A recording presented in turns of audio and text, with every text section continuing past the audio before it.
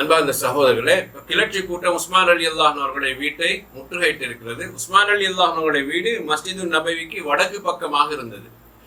மஸ்ஜிது நபவிக்கு வடக்கு பக்கமாக தான் உஸ்மான் ரலியல்லாஹு அவர்களுடைய வீடு இருந்தது. இப்போ கிளர்ச்சி கூட்டம் அப்படியே அவங்களோட வீட்டை ரவுண்ட் அப் பண்ணின மாதிரி முற்றுகையிட்டு இருக்காங்க. யாருக்கும் போகலாம் வரையலாம் என்ற அந்த நிலையில இருக்கிறாங்க.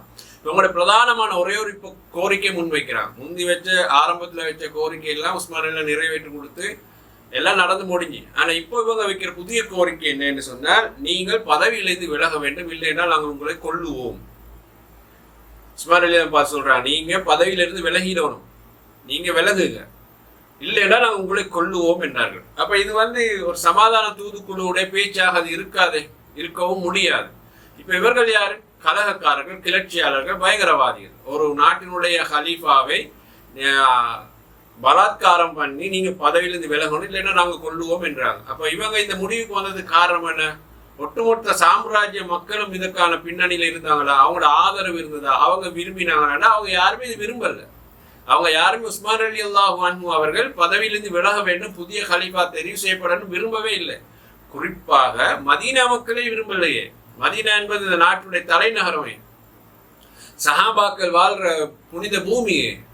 அவங்க யாருமே இந்த கோரிக்கை வைக்கவும் இல்லை, இந்த கிளர்ச்சியில ஈடுபடவும் இல்லை, இந்த கிளர்ச்சியாளருக்கு துணையாக நிற்கவும் இல்லை, அவங்க சொல்ற சரிதான ஆதரவு தெரிவிக்கவும் இல்லை. அப்போ ஒரு நாட்டில் ஒரு கூட்டம், கிளர்ச்சி கூட்டம் என்று உருவாகினா நிலைமை இப்படி இருக்கிறது என்று எல்லாருக்கும் தெரியும். இப்போ உஸ்மான் ரலியல்லாஹு அவர்கள் கடுமையான ஒரு போராட்டத்தை சந்திக்கிறாங்க. இப்படி ஒரு கூட்டம் இப்படி ஒரு பிரச்சனை உண்டு பண்ணேன். அந்த நேரத்தில் இப்னு உமர் ரலியல்லாஹு அன்ஹு அவர்கள் உஸ்மான் ரலியல்லாஹு அவர்களை சந்திக்க வர்றாங்க. அப்போ நேரம் உஸ்மான் ரலியல்லாஹு சொல்றாங்க, பாருங்க இப்னு உமர் ரலியல்லாஹு அன்ஹு, இந்த மக்கள் இந்த கூட்டம் இப்படி சொல்லுது, என்னைய பதவியிலிருந்து விலக சொல்லுது, இல்லைன்னா என்னை கொல்லுவார்கள் என்று சொல்லி அவர்களோட பேச்சுவார்த்தை செய்கிறார்கள். அப்போது இப்னு உமர் ரலியல்லாஹு அன்ஹு கேட்டார்கள், நீங்கள் பதவியை விட்டு விலகினால் இந்த பூமியில் நிரந்தரமாக இருப்பீர்களா என்று கேட்டார்கள். அவங்க பதவி விட்டு விலக சொல்றாங்க தானே, சரி நீங்க பதவியிலிருந்து விலகிட்டு என்று சொன்னால் இந்த பூமியில உங்களுக்கு நீண்ட காலம் வாழலாமா, நீங்க அப்படி இருப்பீங்களா என்று கேட்டார்கள். உஸ்மான் ரலியல்லாஹு அவர்கள் சொன்னார்கள், இல்லை, அப்படி நீண்ட காலம் பூமியில யாரும் வாழ முடியாது, இல்லை என்று சொன்னாங்க. அதுக்கு பிறகு கேட்டால், நீங்க பதவியை விட்டு விலகாய்விட்டால் உங்களை அவர்கள் கொல்லுவார்களா என்று கேட்டார்கள். அதிகமான மக்கள் உங்களை கொல்லுவார்களா? உஸ்மான் பதவியிலிருந்து விலகிட்டால் நாங்கள் கொல்லுவோம், அப்படி மக்கள் யாராவது சொல்றாங்களா? இல்லை என்றாங்க.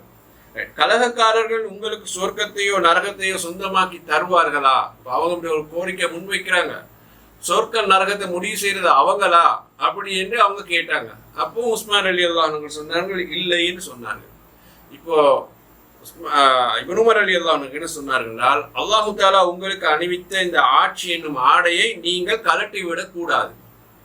அல்லாஹு தஆலா உங்களுக்கு வழங்கிய இந்த ஆட்சி என்னும் ஆடையை நீங்கள் கலட்டி விடக் கூடாது. நீங்கள் பதவி விலகினால் உங்களுக்கு பின்னால் வரும் ஹலீஃபாவை வெறுக்கும் மக்களும் இந்த செயலையோ ஒரு முன்னுதாரணமாக எடுப்பார்கள். அவர்கள் கலீஃபாவை நீக்குங்க, இல்லைன்னா கொல்லுவோம் என்று சொல்லக்கூடிய அளவுக்கு ஒரு முன்னுதாரணமாக எடுப்பார்கள் என்று உஸ்மான் ரலியல்லாஹு அவர்கள் இப்னு உமர் ரலியல்லாஹு சொல்றாங்க. அப்ப அந்த கிளர்ச்சி கூட்டம் இப்படி ஒரு கோரிக்கை முன்வைக்குது, கொல்லுவோம், விலகி போங்க, ஓடி போங்கன்னு சொன்னதுக்காக வேண்டி நீங்க போனீங்கன்னா இதையே அடுத்த கலீஃபாக்களுக்கு இந்த கூட்டம் செய்யும், இந்த மக்கள் செய்யும். அதற்கு நீங்க இடம் கொடுக்க கூடாது. அல்லாஹ் உங்களுக்கு இந்த ஆட்சியை தந்திருக்கிறான், அவன் தந்த ஆட்சியை இவங்களுக்காக நீங்க விட்டு கொடுக்க கூடாது, இந்த ஆட்சியில நீங்கள் உறுதியாக இருக்க வேண்டும் என்ற அடிப்படையில் உஸ்மான் ரலியல்லாஹு அன்ஹு அவர்களிடத்திலே இப்னு உமர் ரலியல்லாஹு அன்ஹு அவர்கள் கோரிக்கையாக முன்வைத்தார்கள். அவங்க பதவியில் அப்படியே இருந்தாங்க.